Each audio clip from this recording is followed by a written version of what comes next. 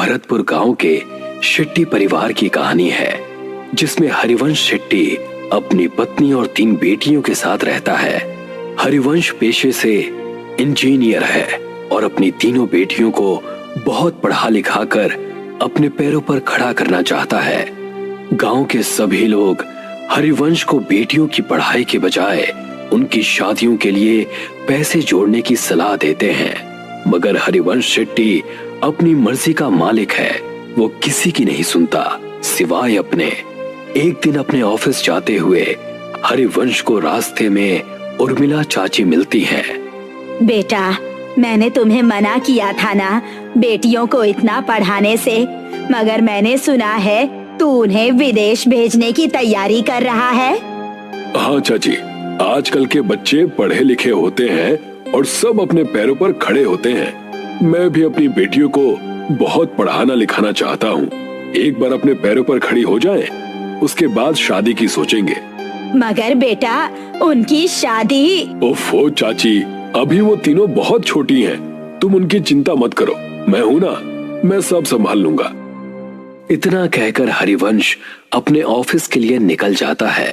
उसके ऑफिस पहुंचते ही उसे खबर मिलती है कि गांव में भूकंप आया है और सब बर्बाद हो गया है। हरिवंश वापस घर पहुंचता है और देखता है कि उसका पूरा गांव बर्बाद हो गया है। अरे ये सब क्या हो गया? मैं तो लुट गया, बर्बाद हो गया। अब कैसे सब हो पाएगा? मेरी बेटियां कैसे विदेश जाएंगी और आगे की पढ़ाई करेंगी? अजी, नुकसान तो पूरे गांव का हुआ है। तो जल्दी गांव को खाली कर दो, सरकार ने कहा है यहाँ अभी और बड़े भूकंप आने वाले हैं।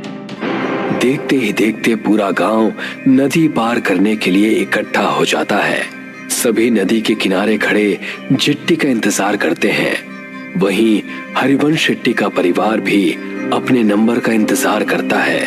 हरिवंश किसी सोच में डूबा है, तभी उसके कंधे पर कोई हाथ रखता है। हरिवंश पलट कर देखता है तो वो डर जाता है। खून से लथपथ एक आदमी उससे कहता है, बहुत लंबा इंतजार करवाया है तूने, आखिरकार तू हमारी पकड़ में आ ही गया। हरिवंश उस आदमी को देखकर डर जाता है। वो आसपास देखता है, सभी लोग नॉर्मल हैं। ऐसा लगता है जैसे हरिवंश के अलावा किसी और को वो आदमी नजर ही नहीं आ रहा। कौन हो तुम और मेरा इंतजार क्यों कर रहे थे? आत्मा कुछ कहती कि तभी हरिवंश की सबसे छोटी बेटी उससे कहती है, पापा, हम कब से यहाँ इंतजार कर रहे हैं। सबका नंबर आ रहा है, मगर हमारा बोट में नंबर ही नहीं आ रहा। अब तो मुझे बहुत जोर से भूख भी लग रही है। क्या दिन देखने पड़ रहे हैं ना इंजीनियर। जब अपनों के साथ कुछ बुरा होता है ना, तो हमें कहीं चैन नहीं मिलता। सही कहा ना मैंने?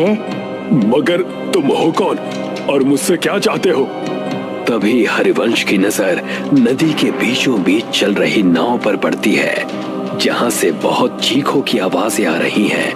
नाव नदी के बीच हिचकोले खाने लगती है। तभी हरिवंश की नजर नदी में कुछ आत्माओं पर पड़ती है, जो जेट्टी से कुछ लोगों को पानी में गिराने की कोशिश कर रहे हैं। जो आदमी नदी में गिरता जाता है, वो आत्माएं एक एक करके उनका गला मरोड़ती, तो कोई आत्मा किसी का खून पीती है। इतना भयानक मंजर देखकर हरिवंश मन में सोचता है, शायद इन आत्माओं को आदमियों से प्रॉब्लम है, इसीलिए ये सिर्फ आदमियों को मार रही है। अगर मैं मेरे परिवार के साथ गया तो ये मेरे साथ साथ उन्हें भी नुकसान पहुंचा सकती हैं, जो मैं बर्दाश्त नहीं कर सकता। इतना सोचते हुए हरिवंश वहां से उल्टा गांव की तरफ भागना शुरू करता है और उसके परिवार वाले उसे वापस आने को कहते हैं। अरे, वहाँ कहाँ जा रहे हैं आप? गांव में खतरा है, लौट आइए। हाँ पापा, वापस आ जाइए ना प्लीज। वहाँ मत जाइए ना पापा, वापस आ जाइए ना। मगर हरिवंश किसी की नहीं सुनता और गांव के अंदर भाग जाता है।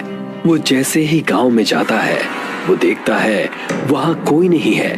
एकदम सन्नाटा छाया हुआ है। हरिवंश हाँ, मैं सब कुछ स्वीकार करता हूँ। मैं सारी गलतियां मानता हूँ। मैं इन सब का दोषी हूँ। मगर हर माँ बाप अपने बच्चों की खुशी के लिए कुछ भी करता है, तो मैंने भी मेरे बच्चों के भविष्य के लिए ऐसा किया था। हालांकि मैं अब ये बात मानता हूँ कि मैंने जो भी किया वो सब गलत था। हरिवंश की माफी से किसी को कोई फर्क नहीं पड़ता और देखते ही देखते वो आत्माएं वहां से एक एक करके गायब होने लगती हैं। हरिवंश को समझ में नहीं आता कि ये सब क्या हुआ। वो हवा में उल्टा लटका हुआ है।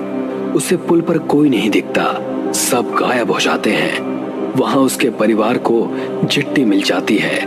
वो दूर से ही अपने परिवार को नदी की दूसरी तरफ जाते हुए देखता है। जिस ब्रिज के ऊपर वो उल्टा लटका है, वो ब्रिज भी धीरे धीरे गायब हो रहा है। हरिवंश जैसे ही खुद को खुले आसमान के नीचे नदी के बीचों बीच उल्टा लटका हुआ देखता है, वो देखता है कि उसके आसपास उसी की तरफ बाकी की आत्माएं भी उल्टी लटकी हैं।